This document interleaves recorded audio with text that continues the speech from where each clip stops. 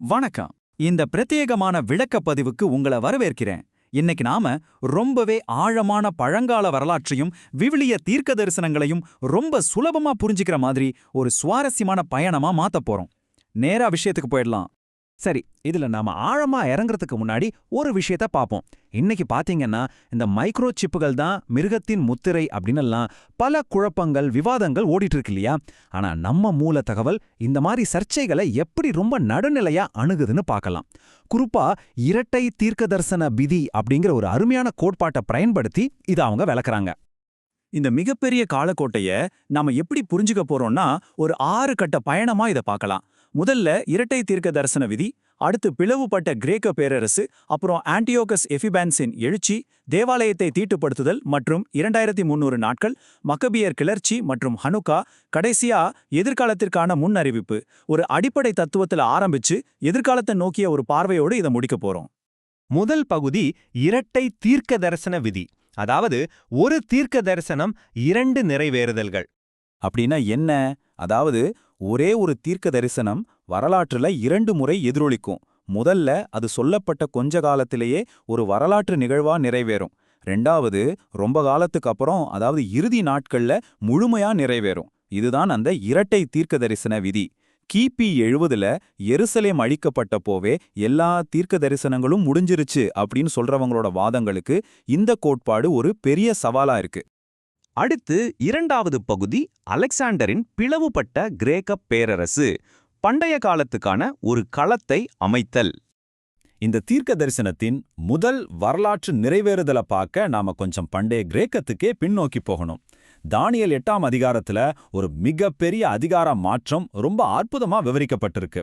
அது எப்படி சொல்றாங்கன்னா, 2 கொம்புகளை கொண்ட ஒரு ஆட்டுக்கடா மேதிய பெர்ஷிய பேரரசையும், ஒரு பெரிய கொம்பை கொண்ட வெள்ளாட்டுக்கடா யாராலையும் தடுத்து நிறுத்த முடியாத மாவீரன் அலெக்சாண்டரோட கிரேக்க பேரரசையும் குறிக்குது.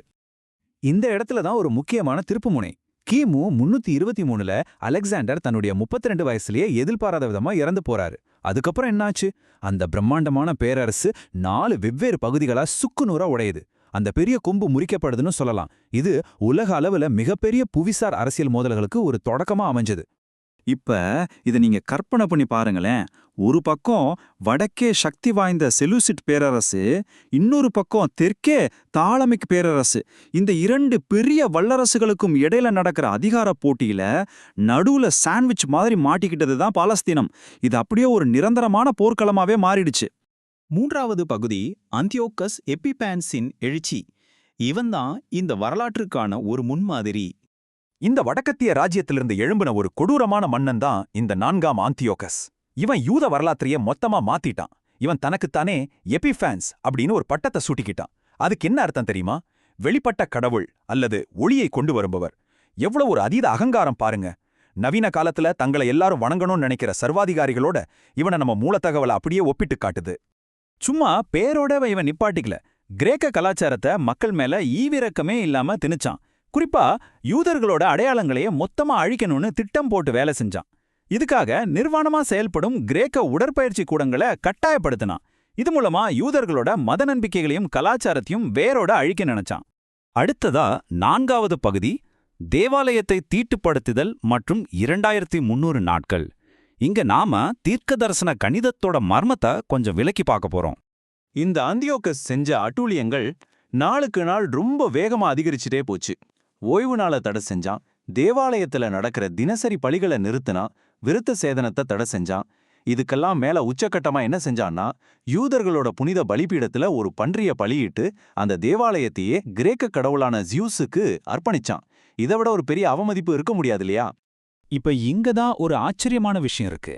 தேவாலயம் தீட்டுப்படுத்தப்பட்ட இந்த சம்பவத்துக்கு மூலத்தகவல் ரொம்ப துல்லியமான ஒரு காலக்கெடுவை சுட்டிக்காட்டுது. அது என்னன்னா, சரியா 2300 நாட்கள். தீர்க்கதரிசன நாள்காட்டியின்படி கணக்கு பண்ணி பார்த்தா இது சுமார் 6 வருஷம், 4 மாசம் மற்றும் 20 நாட்களை குறிக்குது.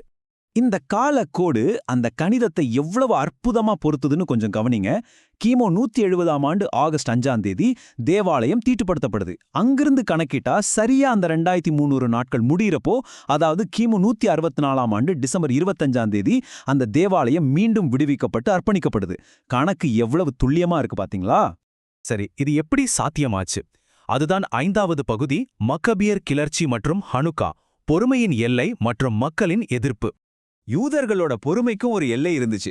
ஒரு கட்டத்துல அது வெடிக்குது. மக்கபியர்கள் அப்படிங்கிற ஒரு குடும்பத்தோட தலைமையில ஒரு மிகப்பெரிய கிளர்ச்சி தொடங்குது. மக்கபியர் அப்படின்னா சுத்தியல்கள்னு அர்த்தம். அந்த பேருக்கேத்த மாதிரியே அவங்க செலுசிட் பேரரசுக்கு எதிரா ஒரு கடுமையான கொரில்லா போரையே தொடங்குனாங்க. தங்களோட நம்பிக்கையும் தாயகத்தையும் மீட்டெடுக்க அவங்க காடு மலைன்னு போராடினாங்க. இந்த கடுமையான போராட்டத்துல அவங்களுக்கு கிடைச்ச வெற்றி தான் இன்னைக்கு நாம கேள்விப்படுற ஹனுக்கா அப்படிங்கிற திருவிழாவா உருவானது. ஹனுக்கானா அர்ப்பணிப்புன்னு அர்த்தம். சரியா அந்த 2300 நாட்களோட முடிவுல கிமு 164 டிசம்பர் 25ல தேவாலயத்தை அவங்க மறுபடியும் கடவுளுக்கு அர்ப்பணிச்சதைத்தான் இந்த 8 நாள் திருவிழா கொண்டாடுது. இப்ப நம்மளோட கடைசி பகுதிக்கு வந்துட்டோம். பகுதி 6, எதிர்காலத்திற்கான முன்னறிவிப்பு. அந்தி கிறிஸ்துவின் 2வது நிறைவேறுதல். ஆரம்பத்துல நாம ஒரு இரட்டை தீர்க்க தரிசன விதியை பத்தி பேசணும். ஞாபகம் இருக்கா? அதை இங்க தான் முழுமையா புரிஞ்சுக்க போறோம். மூலத்தகவலோட தத்துவார்த்த கட்டமைப்பை நடுநிலையா வச்சு பார்த்தா இந்த ஆந்தியோகஸ் எபிஃபான்ஸ் அப்படிங்கிறவன் வரலாற்றுல நடந்த ஒரு முதல் நிறைவேறுதல் மட்டும்தான். அதாவது எதிர்காலத்துல வரப்போற அந்தி கிறிஸ்துவுக்கான வெறும் ஒரு முன்மாதிரி தான் இவன். இதை இன்னும் தெளிவா புரிஞ்சுக்க மத்தேயு நற்செய்தியில வர்ற ஒரு பகுதியை நாம பார்க்கணும். தீர்க்கதரிசியாகிய தானியேல் சொல்லி அனுப்பின பாழாக்கு மறுவறுப்பு பரிசுத்த ஸ்தலத்துல நிற்பதை நீங்கள் காணும்போது அப்படின்னு இயேசு சொல்றாரு.